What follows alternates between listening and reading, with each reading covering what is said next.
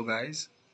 So there were a lot of requests about the cutoff for this prelims Arabic PO prelims 2024, and I couldn't individually address the every query, so I am going to make this video to clear your confusions and to clear your confusion about whether we should start preparing for mains or not. So one point is there that in Arabic PO 2024 some shifts were certainly very tough and some are very easy, like third or fourth shifts of either of 3rd अगस्त और 4th अगस्त. तो कुछ जो shifts थे वो उसमें easy आए थे, तो उसमें स्कोर काफ़ी हाई हो रहा था. कुछ शिफ्ट जो टफ आ रहे उसमें स्कोर काफ़ी 40 to 45 ही हो रहा था. तो कुछ जो मॉडरेट शिफ्ट आ रहे उसमें कुछ 45 to 55 स्कोर हो रहा है बच्चों का. तो अब खाली अटेम्प्ट्स पे हम नहीं जाएंगे, उसमें एक्यूरेसी भी मेंटेन करनी है. तो we should consider the higher attempts only. हमें ये चीज़ भी कंसिडर करनी है कि उसकी एक्यूरेसी कितनी हो सकती है और क्या हो सकती है, और जो through out the India accuracy क्या होगी हमें उस पर नहीं जाना है. हमें अपनी जो हमारी पर्टिकुलर स्टेट्स है उनके एक्यूरेसी पे जाना पड़ेगा, वो इम्पोर्टेंट चीज़ है. उसके बगैर ये तो तय है कि जो शिफ्ट स्टाफ आई जिनमें नॉर्मलाइजेशन काफ़ी अच्छा रोल प्ले करेगी. तो मेंस के लिए जो भी कट ऑफ रहेगा उसमें नॉर्मलाइजेशन काफ़ी रोल रहेगा. तो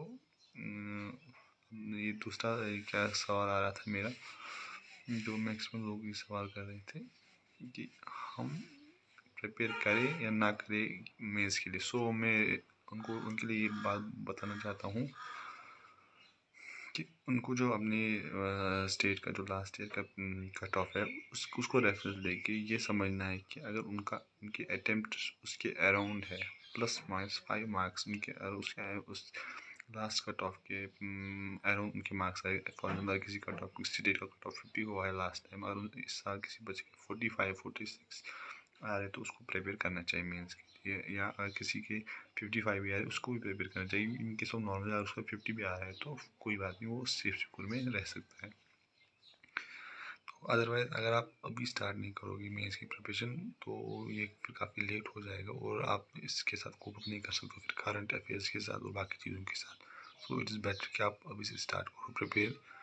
तो वैसे भी ये ज़्यादा नहीं होगा, तो आपकी जो हार्ड वर्क है आपको आगे एग्जाम के लिए प्रिपेयर कर आपकी जो फाउंडेशन है वो काफ़ी स्ट्रॉन्ग होगी मेंस एग्जामिनेशन के लिए जो आगे होंगे. तो उनके लिए तो ज़्यादा नहीं होगा. तो इट इज़ बेटर कि आप अभी स्टार्ट कीजिए. अगर आप लास्ट ईयर कट ऑफ के रेफरेंस +5 में रेंज में आ रहे हो तो आप स्टार्ट कीजिए. तो ऐसे कोई प्रॉब्लम, जब तक रिजल्ट आएगा तब तक आप मेंस टाइप प्रैक्टिस कीजिए, हार्ड प्रैक्टिस कीजिए मेंस के लिए. तो आपकी बेसिक स्ट्रॉन्ग होगी काफ़ी और मेंस के लिए भी आप प्रिपेयर होगी कि मेंस के लिए कैसे होना चाहिए. तो अगर रिजल्ट के बाद आपने कट ऑफ क्लियर किया और आपने प्रिपेयर नहीं किया होगा तो फिर आपका ये सारा कुछ ज़ाया होगा. तो बेटर है कि आप स्टार्ट कीजिए. और आज कुछ सवाल मुझे मेरे इसलिए भी आ रहे थे कि रिज़ल्ट कब नहीं होगा. तो उसके लिए हमें ज़्यादा वरी करने की ज़रूरत नहीं है. रिज़ल्ट जो प्रोबेबली लास्ट स्टैंडर्ड्स हम देखेंगे तो यही कुछ 15 to 18 डेज से पहले prior to the main examination हमारे रिजल्ट्स आउट हो जाते हैं. तो ये मान के जब 10 to 15 हमारा रिजल्ट है सितंबर में वो रिलीज़ हो जाएगा. तो उसके बाद कुछ ही दिन रहेंगे हमारे मेंस के लिए. तो बेटर है कि आप अभी से प्रिपेयर कीजिए.